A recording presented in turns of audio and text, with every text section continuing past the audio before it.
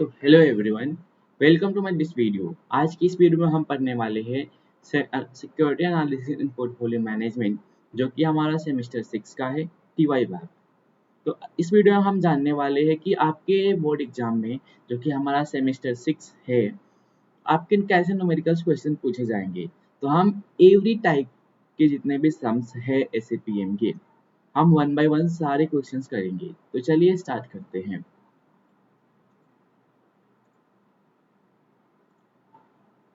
तो आपका first question किस बेसिस पे रहेगा? जो फर्स्ट क्वेश्चन का बेसिस है आपका, वो रहेगा calculation of expected return and risk. अब रिस्क का मीनिंग क्या होगा यहाँ पे हमारा? तो रिस्क का मीनिंग क्या होगा हमारा? Standard deviation. और एक्सपेक्टेड रिटर्न मीन्स आपको जो रिटर्न मिलने वाला होगा उसको क्या बोलेंगे हम? Expected return. जो आपको रिटर्न मिलना होगा। अब रिटर्न जो भी मिलेगा उसके हेल्प से हमें क्या निकालना है? रिस्क निकालना है कि हमें रिस्क है कितना। ठीक है, तो इस तरह से हमें फर्स्ट पॉइंट क्या है हमारा? Calculation of expected return. आपको रिटर्न कितना मिल रहा है और दूसरा आपको रिस्क कितना होगा, मीन्स कितने रिस्क पे आपको कितना रिटर्न होगा।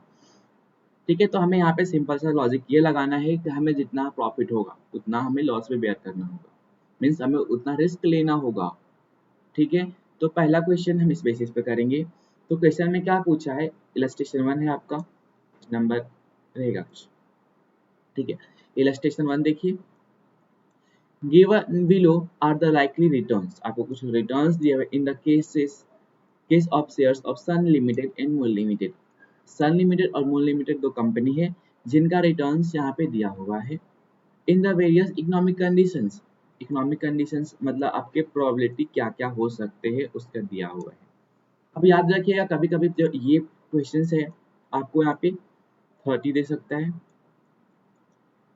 40 दे सकता है, 20 दे सकता है और 10 दे सकता है। ठीक है, तो आपको हमेशा याद रखना है कि आप जो भी उसका परसेंटेज निकालोगे या जो भी करोगे, आपको आंसर हमेशा 1 आना चाहिए। तो मैं यहाँ पे आपको कैसे दिखाता हूँ।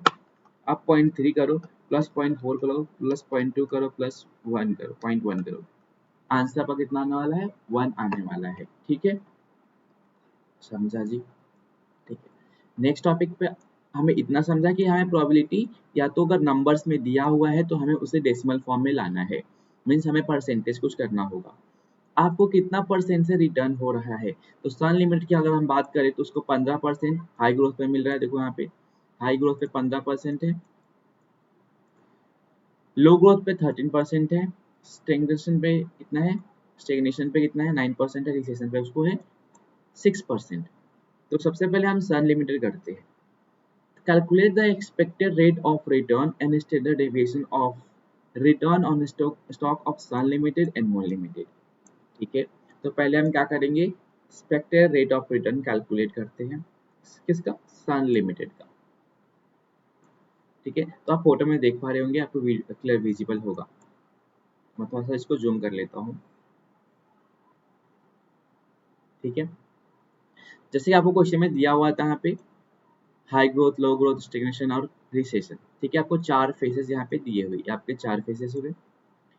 आपको प्रोबेबिलिटी दिया होगा, अगर नहीं दिया है, अगर नंबर में दिया है तो आपको उसको परसेंटेज में लाना है और इसका सम आपको कितना होने वाला है? 1 होने वाला है, क्योंकि प्रोबेबिलिटी का मैक्सिमम कितना वैल्यू होता है? 1 होता है। ठीक है, आपको रिटर्न यहाँ पे दिया हुआ है, देख सकते हो कितना? 15%, 13% और 9% एंड 6%। 15, 13, 9, 6। ठीक है, अब आपको रिटर्न का फॉर्मूला क्या है? आप एक्सपेक्टेड रिटर्न निकालोगे कैसे? तो आप जो भी आपका प्राइस है, मतलब प्रोबेबिलिटी है और जो भी रिटर्न है, आप उसको मल्टीप्लाई करोगे और जितने भी आपने इसमें इन्वेस्ट किया है, जो भी हाई ग्रोथ है आपका, लो ग्रोथ है, इन सब का एग्रीगेट निकालोगे। तो एक्सपेक्टेड रिटर्न का फॉर्मूला क्या हो जाएगा?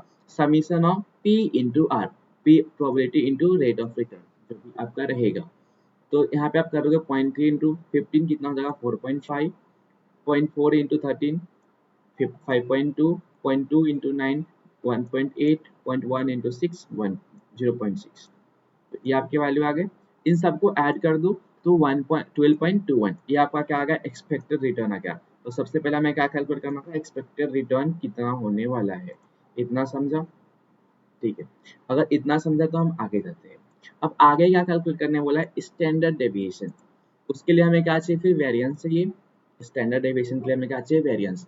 और वेरिएंस का फॉर्मूला क्या होता है, तो आपने जो कैलकुलेट किया, ठीक है, मीन्स उसमें से क्या माइनस करना है, आपको जो रिटर्न मिलने वाला है उसमें से माइनस कर दो एक्सपेक्टेड रिटर्न, ठीक है। आपने कितना मिलने वाला था, आपने कितना एक्सपेक्ट किया था, अब उसको प्रोबेबिलिटी से मल्टीप्लाई कर दो, एक्चुअल में आपको कितना मिल रहा है, उसको क्या बोलते हैं, हम वेरिएंस बोलते हैं। वेरिएंस का फॉर्मूला क्या है, summation of P into R minus E R, ठीक है। तो आप सबसे पहले क्या निकालोगे, आपके पास ई आर तो मिल गया, हमने ई आर की बात की, हमें ई आर मिल गया, ये रहा हमारा ई आर। अब हमें आर से माइनस करना, आर अपने पास है यहाँ पे, तो इस कॉलम को माइनस किससे करना है, 12.1 से माइनस करना है। तो माइनस कीजिए, कितना करना है, 15 माइनस 12.1 कितना है आपका, 2.9, तो देखो यहाँ पे दिया है। फिर 13 माइनस कितना, 12.1, 0.9। तो आपको ऐसे आंसर कैलकुलेट करने हैं। आपको फिर क्या चाहिए, समेशन ऑफ पी हो गया, summation of P into R minus E R, तो हमें मिल गया, ये इतना हमें मिल गया। आप इसका क्या बोला, स्क्वायर निकाल लो, तो आप इसका स्क्वायर निकालोगे, ठीक है। तो 2.9 का क्या निकालोगे, स्क्वायर निकालोगे, तो कितना का 8.41, 0.81, ठीक है। आप देखो, आप गलती क्या कहाँ करने वाले हो, ये देखो ये माइनस में है, तो आप इसको माइनस में लिखोगे, बट माइनस में नहीं आया, क्योंकि आप क्या निकाल रहे हो, यहाँ पे आप स्क्वायर निकाल रहे हो ना, तो स्क्वायर क्या होता है, हमेशा प्लस होता है, समझे। तो प्लस होगा तो आप क्या लिखोगे, जितने भी वैल्यू आएंगे सबको प्लस में करोगे, ठीक है। अब इसको आप फिर क्या करोगे, आपको क्या चाहिए, p into R minus E R का स्क्वायर चाहिए ना, तो आप इस इन सबको किससे मल्टीप्लाई कर दोगे, प्राइस के साथ में, मतलब प्रोबेबिलिटी के साथ में मल्टीप्लाई कर दोगे, तो आपको आंसर क्या मिल जाएगा, ये वाला आंसर मिल जाएगा। अब इन सब के टोटल करने पे आपको क्या मिल जाएगा, वेरिएंस मिलेगा। वेरिएंस के बाद आपको क्या फॉर्मूला है, स्टैंडर्ड डेविएशन, इसका फॉर्मूला क्या है, स्क्वायर का वेरिएंस। तो आपका क्या होगा 8.48, तो अगर आप इसका स्क्वायर रूट निकालते हो तो कितना आएगा, 2.91 आएगा, ठीक है।